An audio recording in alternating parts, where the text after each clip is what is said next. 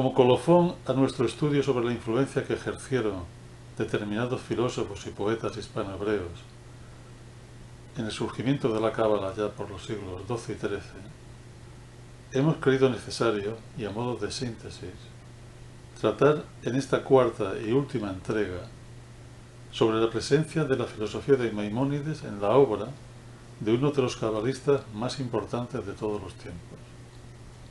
Nos referimos a Abraham Abulafia, cuya interpretación de los textos sagrados, legados por la tradición, tuvo una gran repercusión en los círculos más herméticos del esoterismo judío. Si Maimónides nace en Córdoba en 1135, Abulafia vino al mundo en Zaragoza un siglo después, concretamente en 1240, aunque se trasladó, siendo todavía muy joven, a una de las ciudades con más población judía de toda la parte norte de la península, España, hasta el punto que llegó a tener dos juderías en distintos momentos de su historia. Nos referimos a Tudela, en la región navarra.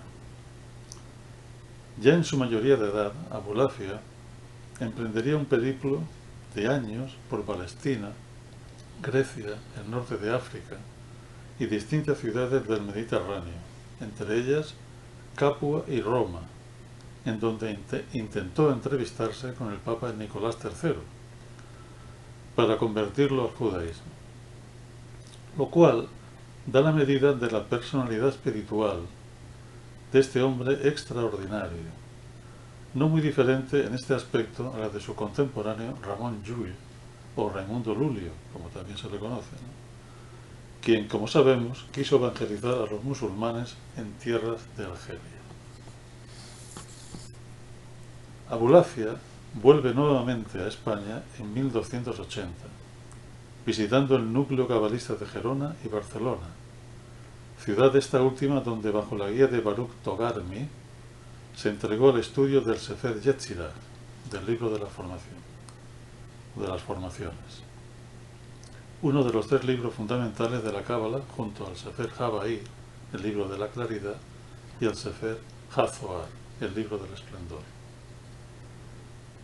Abulafia manifestó siempre una gran admiración por Maimónides, hasta el punto de llegar a decir que junto al Sefer Yetzirah, la obra que más le marcó fue la del filósofo cordobés. Para él, Maimónides no sólo consiguió conciliar la razón con la fe, sino que además su obra no entraba en contradicción con la doctrina cabalística. Todo lo contrario, para Abulafia el estudio penetrante de esa obra conduce finalmente de la obra de Maimónides, conduce finalmente a recorrer los senderos de la sabiduría del árbol de la vida, constituyendo asimismo una guía para caminar por su geografía espiritual, pero siempre y cuando la lectura de su contenido se basara en una interpretación simbólica y no simplemente literal o alegórica. Para Abulafia, la única diferencia entre la filosofía de Maimónides y la Cábala es que esta, la Cábala, representa un estadio más elevado que aquella que la obra de Maimónides, debido a su carácter más profundamente metafísico, pero recalcando que esa filosofía y la Cábala participan del mismo conocimiento divino. Siguiendo a su maestro Abulafia, otro gran eminente cabalista hispanohebreo, José Chiquitilla o Quicatila, afirmaría que la filosofía es uno de los fundamentos de la Cábala. Ciertamente, leyendo la obra principal de Maimónides, Guía de Perplejos, o Guía de Descarriados, como también se la conoce, nos damos cuenta que en ella se tratan los temas fundamentales que los cabalistas profundizarán efectivamente desde la perspectiva de la gnosis. Por ejemplo, en la introducción al tercer y último libro de Guía de Perplejos, Maimónides dice expresamente que, cito a Maimónides, que su primordial objeto consiste en explicar, hasta donde sea posible, el relato bíblico de la creación, Maaseh Bereshit, y la descripción del carro divino, Maaseh Merkabah, de manera adecuada a la preparación de aquellos para quienes ha sido escrito este libro. Así, hasta aquí la cita de Maimónides, así, y según sus propias palabras, la guía de perplejos tendría que ser vista entonces como una preparación teórica para aquellos que deseen conocer los aspectos cosmogónicos, la Cábala de Bereshit, y los aspectos más propiamente ontológicos y metafísicos de las tres sefirot supremas, la Cábala de la Merkabah o del carro divino, que es el mundo más elevado precisamente del árbol de la vida. Así queda testimoniado en las siguientes palabras de Maimónides. Esto queda testimoniado en las siguientes palabras de Maimónides, cuando menciona las diferentes maneras de percibir la Merkabah. Dice lo siguiente Maimónides: también es digno de notar que la semejanza del hombre que está por encima del trono se divide en dos partes, siendo la superior como el color del Hachmal o zafiro, y la parte inferior como de fuego. Respecto de la palabra Hachmal, ha sido explicado que se compone de dos, Hach y Mal, que significan respectivamente rapidez y pausa. Se han juntado los dos términos para explicar figuradamente la naturaleza de las dos partes, la superior y la inferior. Una segunda explicación se nos ocurre que Hachmal encierra las dos ideas de silencio y palabra, conforme al dicho de los sabios: a veces callan y a veces hablan, derivando de tal manera la palabra hach de la misma raíz de hechti, que significa yo he estado silencioso. Esto procede de Isaías, estas palabras, de donde Hachmal indica palabras sin sonido. No hay duda de que la expresión a veces calla y a veces habla se refiere a los objetos creados. Considera ahora cuán claramente te dan a entender estas palabras que la apariencia del hombre que había sobre el trono no representa a Dios, el cual estaba por encima del conjunto del Merkabah, sino a una parte de la creación. Habla asimismo el profeta Isaías de que aquello es la semblanza de la gloria de Dios. Pero la gloria del Señor no es el Señor mismo, como se ha mostrado en varias ocasiones. Todas las imágenes de esta visión aluden a la gloria del Señor, al Merkabah, y no a Él, que cabalga sobre el carro divino, porque Dios no puede ser comparado con cosa alguna. Adviértelo bien. Hasta aquí la cita de Maimónides. Añadiremos que en este contexto la gloria del Señor alude a la Shekinah, la esposa del Rey, y presencia real de la divinidad en el ser humano. Ante estas palabras de Maimónides, ¿cómo ha de extrañarnos que Abulafia considerara a ésta una voz autorizada dentro de la sabiduría rabínica y además como su maestro humano? En realidad, Abulafia realiza de alguna manera lo que podríamos llamar una transposición cabalística o una transmutación, en el sentido alquímico del término, de las ideas motrices expuestas por Maimónides, como es el caso de las que hemos citado, a las que habría que añadir la idea del intelecto agente o intelecto activo, expresión puramente escolástica propia de los filósofos árabes, como Averroes, del propio Maimónides y de los cristianos como Santo Tomás, y que se corresponde con el intelecto superior o buddhi en la tradición hindú.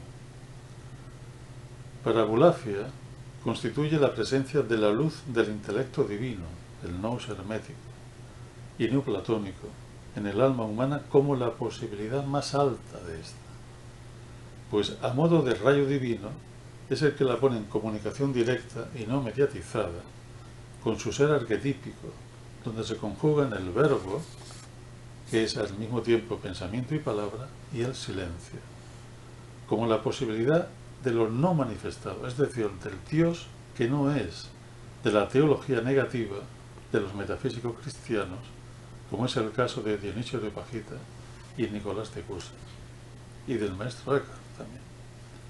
Precisamente, Luz del intelecto, or A. Shekel, es el título de uno de los libros fundamentales de Abulafia, como lo es igualmente Las 7 vías de la Torá, donde precisamente menciona el intelecto agente, recurriendo a las enseñanzas de la Guía de Perplejos. Hablando precisamente de la 7ª vía de su sistema iniciático, y en relación con todo esto, Abulafia señala lo siguiente. En cuanto a la 7ª vía, ella es única en su género. En ella están comprendidas todas las demás. Ella es el lugar de lo sagrado por excelencia. Esta esfera engloba a todas las otras. Aquel que la penetra percibe el logo divino que, partiendo del intelecto agente, viene a afectar a la facultad racional del hombre. Este logos es, en efecto, una emanación del nombre, bendito sea, que, pasando por el intermedio del intelecto agente, llega a la facultad racional.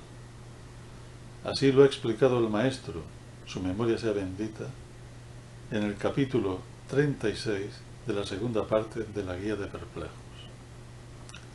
Esta vía conduce a la esencia misma de la profecía auténtica.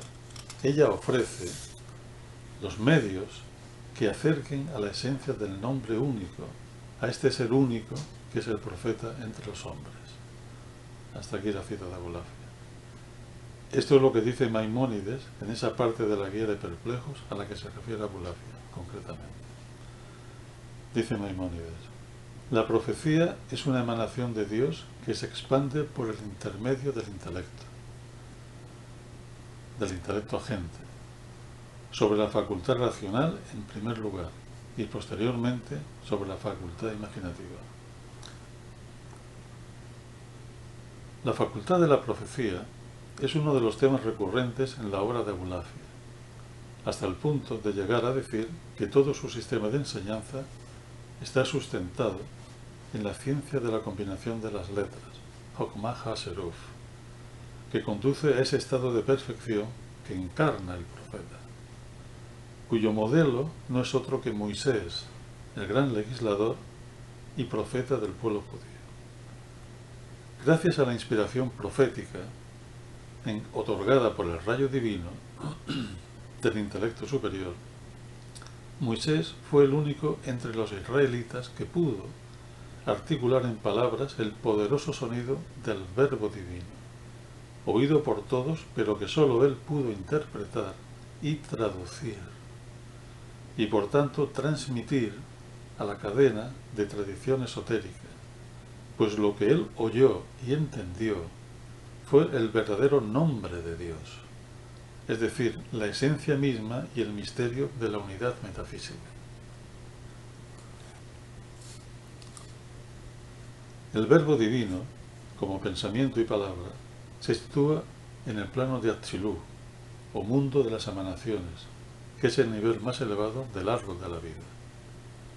En referencia a este mundo, queremos prestar atención a la forma simbólica de la letra Yod, o Yod, que representa a Keter y a Hokmah, las dos primeras sefirah del árbol de la vida, y asimismo la primera letra de las 4 que componen el nombre divino, o tetragramatón, en efecto, que es el Yod He Vav He. En efecto, la Cábala nos enseña que la Yod simboliza a Hokmah, la sabiduría, identificada con el verbo divino, en tanto que Keter es el pensamiento, el cual solo está representado por la punta superior de la Yod, que es apenas perceptible, como sugiriendo que ésta, siendo la raíz del ser, penetra en el seno del no ser, es decir, de lo inmanifestado, de Ain, que es todo aquello que, como señala Federico González en Introducción a la Ciencia Sagrada, programa Agartha, no es nada de lo que pudiera ser algo, tal la majestad inmensurable de esta doctrina cabalística. No menos profundo es lo que expone Maimónides en el primer libro de los 3 que componen la Guía de Perplejos. En él, Maimónides, además del nombre supremo Yod-He-Vav-He, que sin duda contiene ciertos principios metafísicos que forman parte de los misterios de la Torá y que, aun compuesto de 4 letras, no tiene atributo alguno ni encierra otra idea que la de su existencia, según dice Maimónides. Él menciona también los nombres de 12 y de 42 letras, todo lo cual debió atraer la atención de Abulafia, y es muy probable que ahí esté el germen que le permitiría desarrollar parte de su obra centrada, parte de la obra de Abulafia, centrada en el significado de los nombres divinos y de las letras de que están compuestos, y que él, con ayuda del Sefer Yetzirah, expondrá justamente en su ciencia de la combinación de las letras, el Jochma Asheruf, donde utiliza el método de la gematría, el notaricón y la temuraj, ciencias que ya mencionamos en los vídeos anteriores, más concretamente en el último. He aquí, resumido, lo que nos dice Abulafia en las 7 vías de la Torá, acerca de las letras del alfabeto sagrado, inspirándose en la guía de Maimónides. Las letras, dice Abulafia, en efecto, son triples para el hombre y constituyen elementos aptos para ayudar más fácilmente al alma a pasar de la potencia al acto. Las vías de aprendizaje que ofrecen las letras son 3. Nos centraremos en las 2 primeras. Dice de nuevo Abulafia. La primera comporta el estudio de las permutaciones, de las combinaciones y de todo aquello que se informa en la ciencia cabalística. La segunda comprende el estudio de los nombres y de las letras que los constituyen en función de su valor numérico y de los diversos cálculos que se desprende de ello. Cada letra tiene, en efecto, una significación propia. Conviene observar aquello que pueden tener de común y en qué forma la una difiere de la forma de la otra. Los nombres y sus letras nos enseñan sobre las realidades ocultas. Es a esto a lo que el Rad, es decir, Maimónides, hace alusión en el capítulo 62 de su Guía de Perplejos. Según él, este conocimiento permite alcanzar al intelecto agente. Y si él no ha mencionado el nombre de 72 letras, podemos acudir a lo que dice el hombre de Dios, también llamado Moisés, servidor del Eterno y soldado del Señor. Hablo de Naxmánide, condiscípulo de Maimónides, pues ambos son discípulos del Amramida, el Moisés bíblico, hijo de Amram. Estos 3 son los príncipes de este mundo. Naxmánide escribe efectivamente al comienzo de su comentario de la Torá. Sabemos, por tradición verídica, que la Torá entera está únicamente compuesta del nombre del santo bendito sea. Hasta aquí la cita de Abulafia. Justamente, algunos de los capítulos del primer libro de la Guía de Perplejos tratan de la esencia del nombre Yod-He-Vav-He y de su misterio insondable. Maimónides despliega un pensamiento que evoca constantemente la doctrina de la unidad, idea a la que antes nos hemos referido cuando hablamos de Moisés como el único que supo entender e interpretar el sonido atronador del Verbo divino.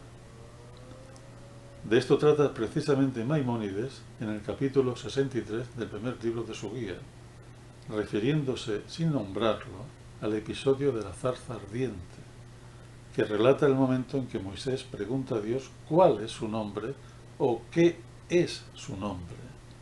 Y la respuesta es Eyeh Asher Eyeh, el ser es el ser, o yo soy el que soy. Expresión, dice el filósofo cordobés, de la idea de la existencia de Dios, no en el sentido vulgar de la palabra, sino significando que Él es el ser que existe con existencia absoluta. La prueba que Moisés había de dar consistencia en demostrar que hay un ser de existencia absoluta que nunca ha carecido ni carecerá de existencia. Y más adelante habla de Yah o Yah, nombre divino por excelencia que forma parte de la palabra Ayeh, el ser, compuesto de la primera letra del tetragramatón, Yod, y la segunda, G, la cual se corresponde con Binah, la inteligencia, o la Madre Suprema, la tercera Sefirah del árbol de la vida. Tenemos así que en este nombre de Dios, Yah, están contenidas las tres primeras Sefirot, es decir, Keter, Jokmah y Binah, las que conforman el mundo de Atzilut, como ya hemos dicho. O sea, el nivel propiamente ontológico del árbol de la vida, que es precisamente al que se refiere la expresión el ser es el ser. Tal vez por esto Maimónides señala en ese mismo capítulo que Yah significa existencia eterna, expresión que es un contrasentido metafísicamente hablando, pero que desde otra perspectiva se entiende como una reafirmación de la unicidad absoluta del ser. Asimismo, y como estamos en el dominio ontológico, Maimónides, con dicha expresión, de algún modo está intuyendo una de las grandes ideas de la Cábala que años más tarde será desarrollada por los cabalistas franceses y españoles, y especialmente en el Zohar de Moisés de León. Estamos hablando de la idea del no ser Ain y del Ein Sof, el infinito metafísico. En otros capítulos de la Guía de Perplejos, Maimónides se centra en la necesidad de conocer la naturaleza negativa de Dios, concepción que también encontramos, como antes hemos dicho, en Dionisio Areopagita, en el maestro Eka y en Nicolás de Cusa. Pues en el fondo de esta doctrina subyace la docta ignorancia, que es el más alto grado de conocimiento, valga la paradoja. Las palabras de Maimónides, que pondremos a continuación, también nos hacen recordar lo que se dice en la tradición hindú acerca de la diferencia entre Brahma Saguna, entre Brahma Saguna, que es el Brahma calificado o creador con atributos, y Brahma Nirguna, Brahma no calificado o increado, sin atributos. Este último metafísicamente superior al primero, al no poseer, como decimos, ningún atributo o cualidad que lo esté condicionando o que lo defina de alguna manera. A esto se refiere también la conocida expresión neti, neti, no es esto, no es esto, que alude precisamente a la naturaleza absolutamente incondicionada e inefable de Brahma Nirguna, que es idéntico al concepto cabalístico de Ein Sof, el infinito. Y aquí las palabras de Maimónides en su Guía de Perplejos, extraídas del capítulo 59 y con el cual finalizamos. Alguien podrá preguntar, puesto que no es posible obtener conocimiento de la verdadera esencia de Dios, y se ha demostrado que el hombre solo puede aprehender de él el hecho de que existe, siendo inadmisibles todos los atributos positivos, ¿qué diferencia, se pregunta, hay entre los que han logrado algún conocimiento de Dios? ¿Es acaso el conocimiento que de él tenían Moisés y Salomón comparable a de algunos menguados filósofos? Has de saber que es asaz distinto el conocimiento de Dios de unos y otros, porque así como cada nuevo atributo especifica más y mejor al objeto conocido y nos lleva a una más cabal aprehensión del mismo, así también cada nuevo atributo negativo te hace adelantar en el conocimiento de Dios. Tú estás más cerca de Él que quien no ha denegado respecto de Dios aquellas cualidades que deben ser excluidas de su esencia. Claramente comprenderás ahora que cada vez que de manera probada estableces la necesidad de excluir algo con referencia a Dios, tu conocimiento de Él se perfecciona. En cambio, cada vez que afirmas una característica positiva, te lanzas en pos de tu imaginación y te alejas del verdadero conocimiento de Dios. Toma nota de que cuando afirmas algo de Dios, te apartas de Él en dos aspectos. Primero, porque cualquier cosa que afirmes será perfección solo con relación a nosotros. Y segundo, porque Él no posee nada sobreañadido a su esencia, ya que su esencia encierra todas las perfecciones.